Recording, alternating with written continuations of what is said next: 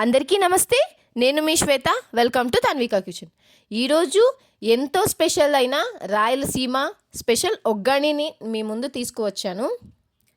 రాయలసీమలో చాలా స్పెషల్ ఉగ్గాణిని మీ ముందు ఈరోజు చూపించబోతున్నాను. ఇందులోకి బజ్జీ మిర్చిని నంచుకుంటే అద్దిరిపోతుందండి. ఇందుకోసం ముందుగా ఒక మిక్సీ జార్లో 3 పచ్చిమిర్చి, కాస్త కొబ్బరి పొడి, కొద్దిగా కల్లుప్పు వేసుకొని మిక్సీ పట్టుకోండి. చూడండి, ఇలా ఉంటుంది. ఇప్పుడు బొరుగుల్ని కొలతలో వేసుకుంటున్నాం. నేను ఈ రెసిపీని 6 మందికి చేసుకుంటున్నాను. ఒక్కొక్కరికి ఒక సేరు కప్పున 6 సేర్లు బొరుగుల్ని నేను వేసుకుంటున్నాను. ఇందులో నీళ్లు వేసుకొని మంచిగా నానబెట్టాలి. ఇలా నానబెట్టడానికి సైడ్లో పెట్టేసేయండి. ఇప్పుడు ఒక గిన్నెని స్టవ్ మీద పెట్టుకొని ఇందులో గిన్నె వేడయ్యాక 1 tablespoon oil, 1 teaspoon పోపు దినుసులు అంటే ఆవాలు, జీలకర్ర, మినప్పప్పు వేసుకొని మంచిగా వేగనివ్వాలి.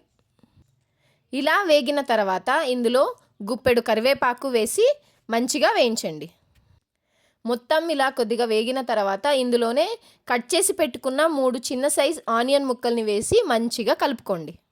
ఇలా ఆనియన్స్ మగ్గడానికి కొద్దిగా ఉప్పు వేసుకుంటున్నాను. ఇప్పుడు ఫ్రై చేయండి.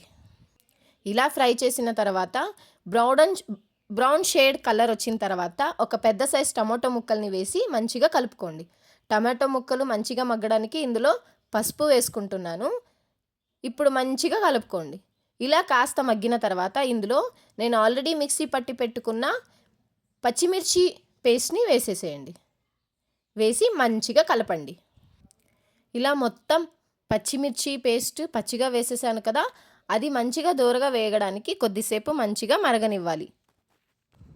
ఇప్పుడు ఇందులో మీద మూత పెట్టేసి కొద్దిసేపు మరగనివ్వండి.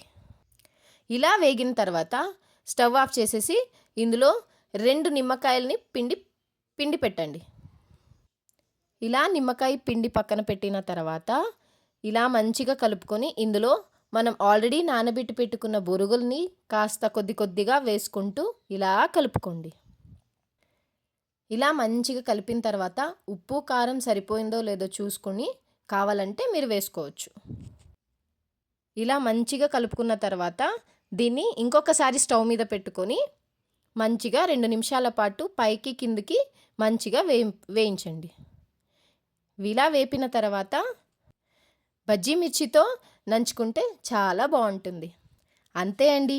ట్రై చేసి టేస్ట్ చేశాక మీ ఫీడ్బ్యాక్ని నాతో షేర్ చేయడం మర్చిపోవద్దు. ఈ షేర్ని ఫ్యామిలీస్కి, ఫ్రెండ్స్కి షేర్ చేయండి. మరిన్ని టేస్టీ సింపుల్ రెసిపీ కోసం తన్విక కిచెన్ ఛానల్ని సబ్స్క్రైబ్ చేయండి.